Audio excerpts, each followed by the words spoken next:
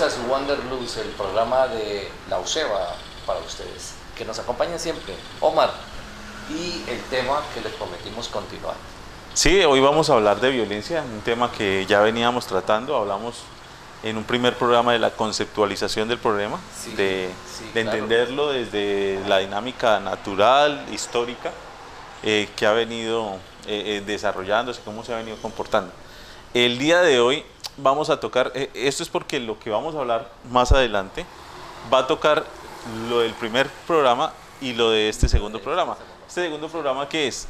Manifestaciones, o sea, hace unos años, o incluso ahorita cuando hablamos de violencia, si yo le digo a usted violencia, usted imagina un contacto físico, alguna reprimenda, o sea, tenemos una relación violencia, golpes o agresiones físicas muy definida, ¿cierto? Pero hay más manifestaciones, hay más expresiones de violencia. Y hay muchas manifestaciones que no son físicas, pero que duelen más y que dañan más que cualquier agresión de carácter físico. Bromas hirientes, que eso lo vemos en todas partes, hasta chistoso parece. Aquí tenemos que recordar una cosa, y ahí es donde empieza a ser complejo también el tema. En el programa anterior decíamos que cuando la persona se siente agredida. Exacto. ¿Sí? Sí, entonces, ¿qué pasa? La misma broma, puede que la misma broma, mire esto, la misma broma y la misma situación puede ser violenta en un momento o puede no ser violenta en un momento y ser violenta al ser repetitiva. Ajá, o sea, yo le hago una broma a usted, sí, le parece chistosa, claro, parece claro, normal y seguimos. Que llegó tarde, retrasado, y uno se ríe, sí, qué pena, pero después empieza, sin llegar tarde, ya llegó el retrasado.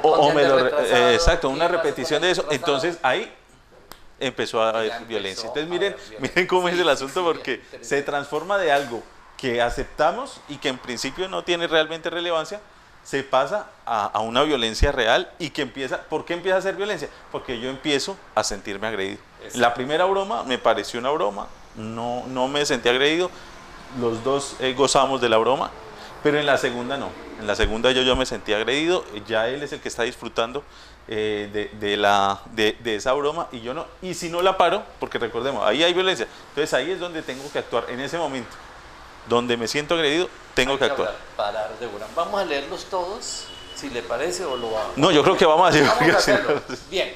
Igual en unas las vamos a pasar un poquito más rápido. El chantajear. El chantaje es una forma de violencia que parece estar estructurada en las relaciones de amigos, de pareja. Las relaciones sociales aceptan el chantaje. Es que como usted no me quiere, es que usted es mal amigo porque no me presta la plata, mano, usted es mal amigo. Y después, no, es que usted es muy mal amigo, acuérdese que usted no me prestó la plata que le pedí hace, y es que usted es muy mal amigo porque además no me saludó bien la vez pasada. Ahí se vuelve ese chantaje. Si quiere ser mi amigo, haga lo que yo digo. Ok, ya al principio una información, recuerde que yo sé tal cosa, en chiste, y de pronto empieza a volverse realmente es una situación violenta. Mentir, engañar. La mentira siempre es un engaño, evidentemente, pero engañar a la gente es un acto de violencia. Sí, aquí hablan de mentir y engañar porque dentro de la parte conceptual algunos entonces la diferencian. ¿Por qué? Porque pues, la mentira puede que algunas veces yo no diga la mentira, pero diga la verdad y de la manera suficientemente acomodada para que yo pueda engañar a la otra persona. Entonces, eso nos sucede lastimosamente en nuestra cultura, sucede mucho, nos sucede con los bancos, con el gobierno, claro. Entonces, y no con las personas también, porque las personas a nuestro alrededor hay veces, por protegerse, hay veces por protegernos, caen en esto. Entonces, ojo, porque ahí empieza a haber un problema. Ignorar, a esto le llaman la ley del hielo. Es una forma, ¿no?, muy grave, porque es una violencia pasiva. O sea, a mí no me importa lo que usted piense. No, y es compleja porque mire, si lo ponemos en la situación de los hogares, a un niño, a un esposo, a una esposa, con los que compartimos un espacio que es muy íntimo, que es muy cercano, y de pronto me lo quitan.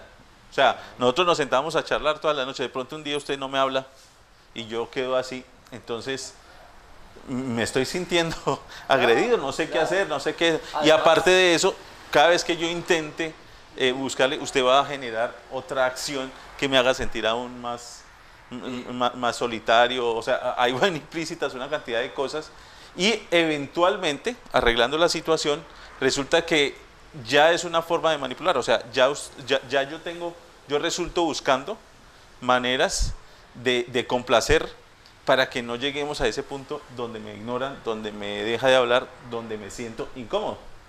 Entonces... Y es bien grave porque es una explosión de las bases. Entonces eso empieza a minar la seguridad de la gente. Y eso es bien grave porque eso es una violencia tremenda. El celar, los celos no solo son los celos de pareja. Uno cree que las parejas son las únicas donde hay celos, pero los amigos expresan esos celos donde es que usted anda mucho con el otro y que yo qué y que no sé qué. Ahí vamos a aclarar porque de pronto alguien va a decir, pero es que yo siento los celos, entonces, claro, el asunto es que las emociones pueden estar presentes, pero nosotros tenemos que tener conciencia porque precisamente la ira no nos puede llevar a situaciones violentas. Asimismo, los celos, el sentimiento de inseguridad que yo pueda tener, no debe verse reflejado en unos celos donde yo empiece a agredir a la persona, a ajustar, porque los celos es por la escalada que tiene, ¿no? O sea, porque yo empiezo a imaginarme cosas, porque es una forma de violencia. Incluso la anterior vez también hablamos de que la violencia también puede ser propia, ¿no? Los celos también pueden ser propios, porque resulta que yo lo llamé o la mujer llamó al marido y escuchó una voz femenina, se empieza a imaginar una cantidad de cosas y dura toda la tarde imaginándose y revolucionándose, o sea, retroalimentando un pensamiento negativo, y a la final, ¿cómo lo va a discriminar o cómo va a hacer el reclamo en la noche? Pues si lleva toda la tarde creciendo un sentimiento negativo, pues lo más lógico es que al final llegue con un reclamo, llegue con un reclamo que sea violento, que sea agresivo, y al sentirse agresivo, agredido, la otra persona, hombre, mujer, esto es en ambos sentidos, pues entonces ahí va a empezar un juego de agresiones donde por lado y lado, uno por defenderse, después otro resulta siendo agredido, y mire cómo se convierte esto en una bola de nieve también, que va creciendo, ¿no? Esto queda claro que eso es el inicio, ¿no? Estamos hablando del nivel 1, no tiene problema profundo, se puede controlar solamente con la conciencia que estoy haciendo algo mal y que puedo cambiar, fácil. Culpabilizar es ese elemento, o sea, usted es el culpable de todo. Y mire que, mire, usted es el culpable. Eso me parece muy chistoso, porque es que la vez pasada decíamos, culturalmente somos violentos. Ahora, esto es una muestra de cómo somos violentos desde pequeñas cosas que no percibimos normalmente que somos violentos. Esto es culturalmente algo muy, muy, muy común en nosotros.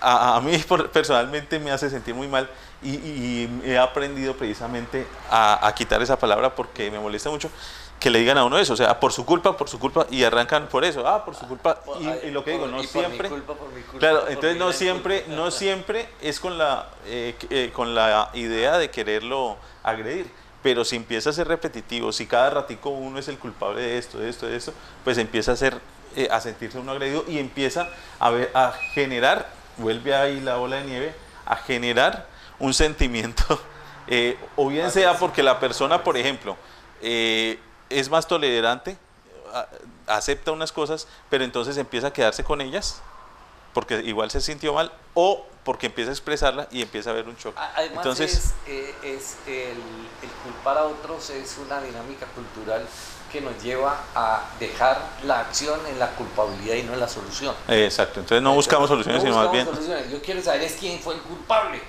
no quién va a solucionar el problema. De hecho, si ustedes, mis queridos televidentes, se han dado cuenta, algunas veces nosotros actuamos así. Cuando usted llega a la casa y ve un vaso roto, no pregunta, bien, venga, recojamos esto que de pronto, sino ¿quién rompió el vaso? Esa es una cuestión cultural. Hay una aclaración ahí antes, y es el tema de responsabilidad. Una cosa es responsabilidad, otra cosa es culpabilidad. La diferencia, ¿cuál es? Cuando yo tengo un responsable, yo asumo que tiene que haber una solución y que un responsable pues asume en qué medida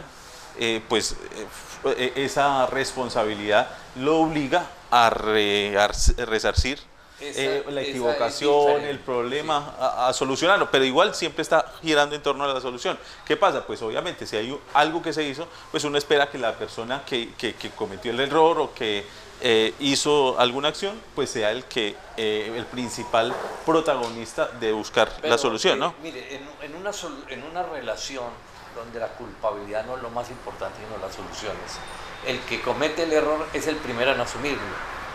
En una relación de culpabilidad, el que comete el error lo esconde para evitar el castigo, el rechazo. Y pasa toda una discusión en el buscar el culpable y nunca llegan a eso. Nunca llegan a solucionar el problema. Descalificar es el número 7.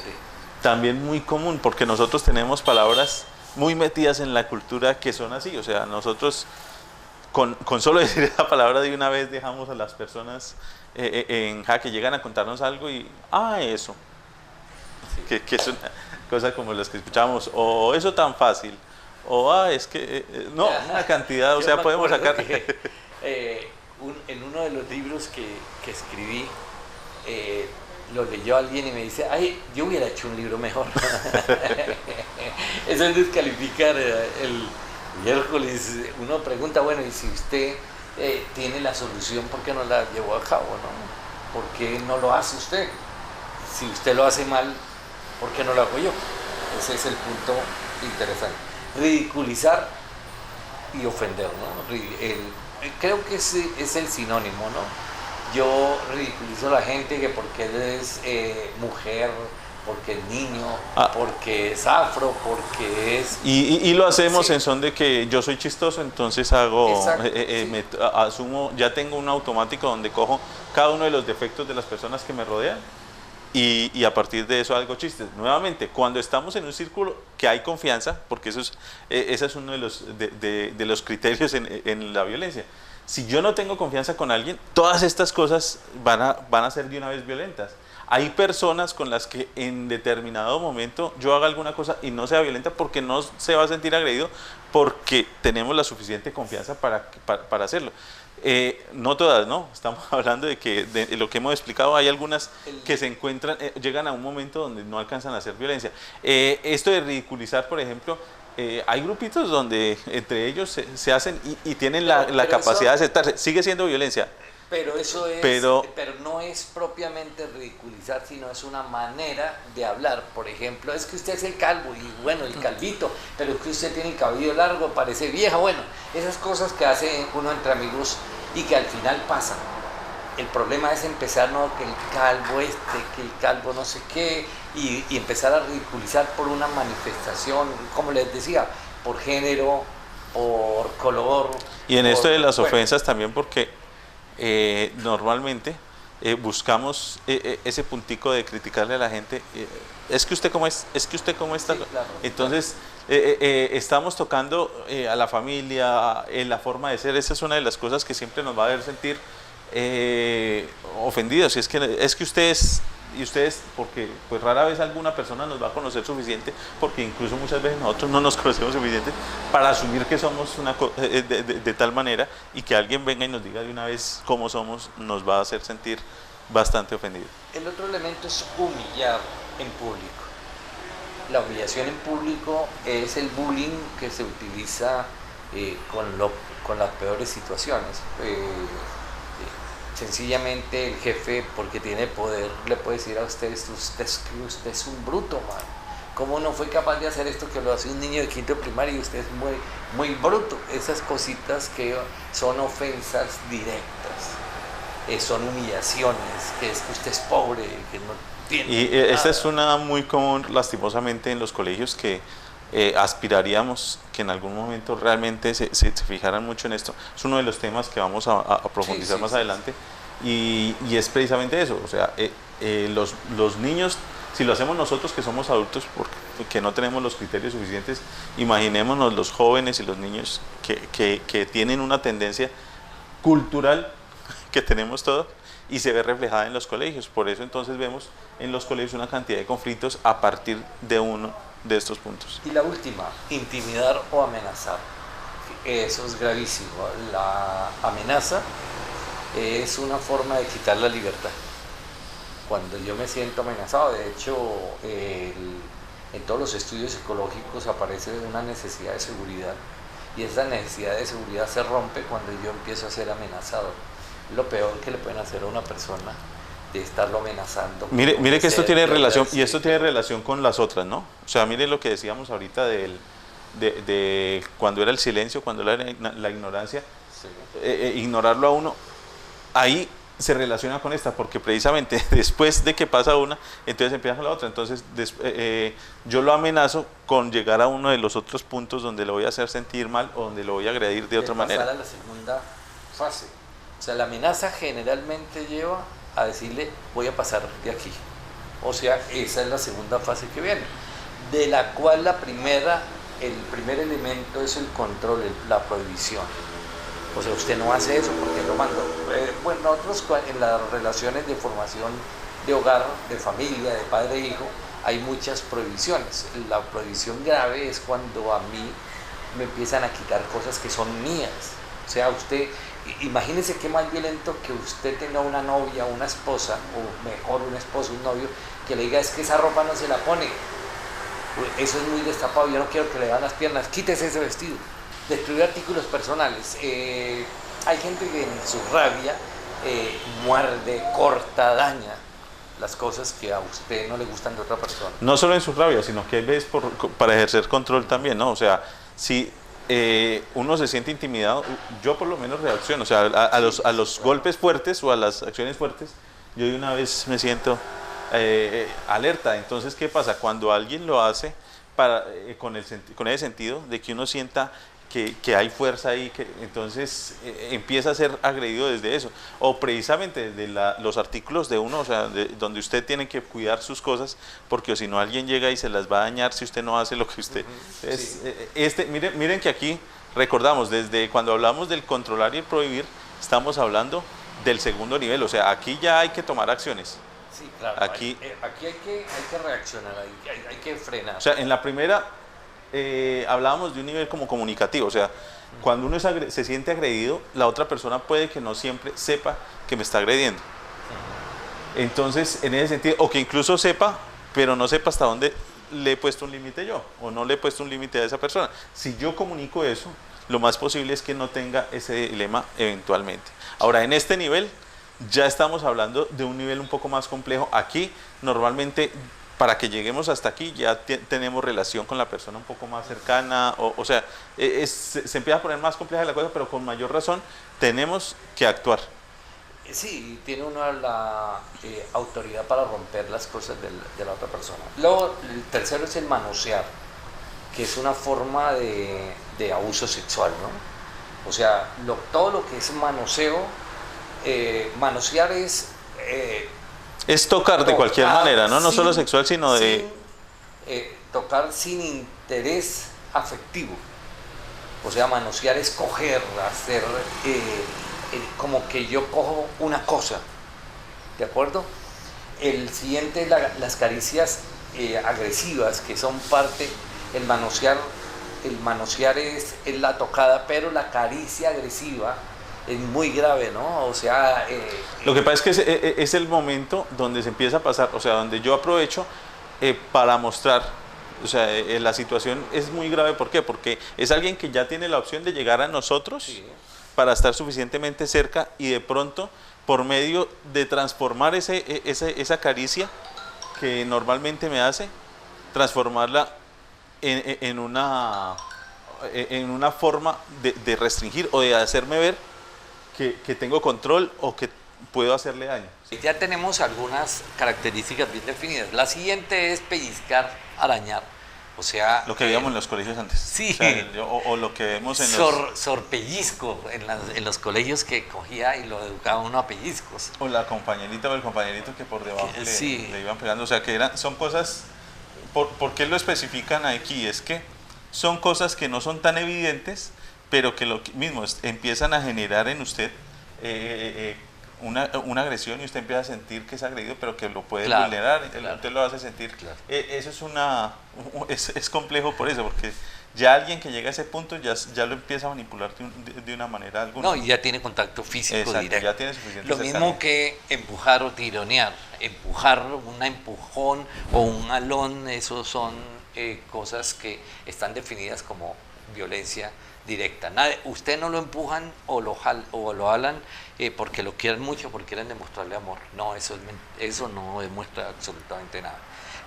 El cachetear, la cachetada. Una cachetada sí, es un golpe y como tal es una agresión y no hay una justificación para eso, ¿no?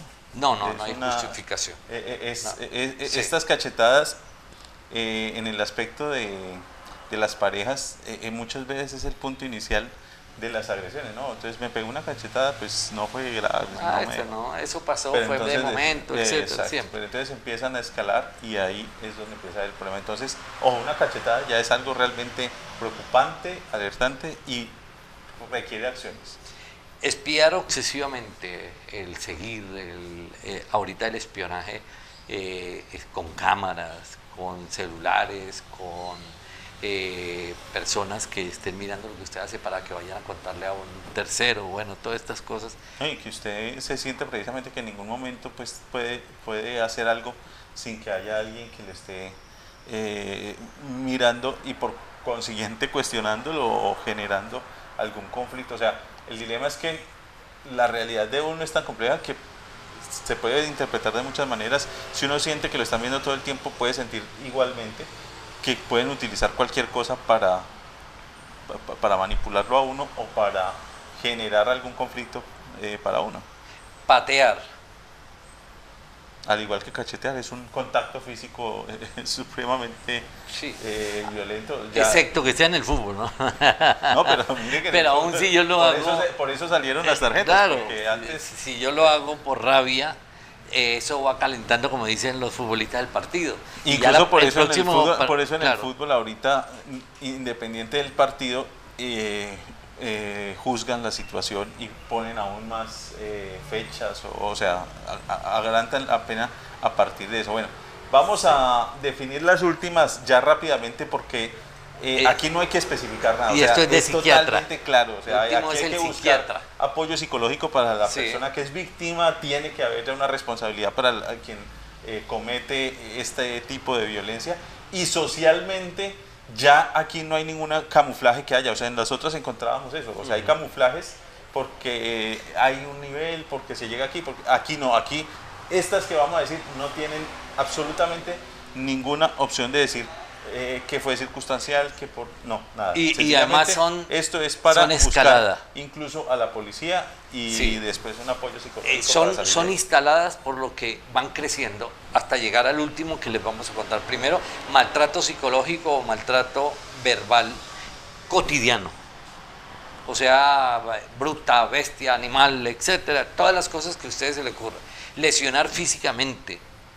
Nadie, no, es que me pegó porque es que estaba de mal genio, porque es que yo tenía la culpa, etcétera. No hay justificación.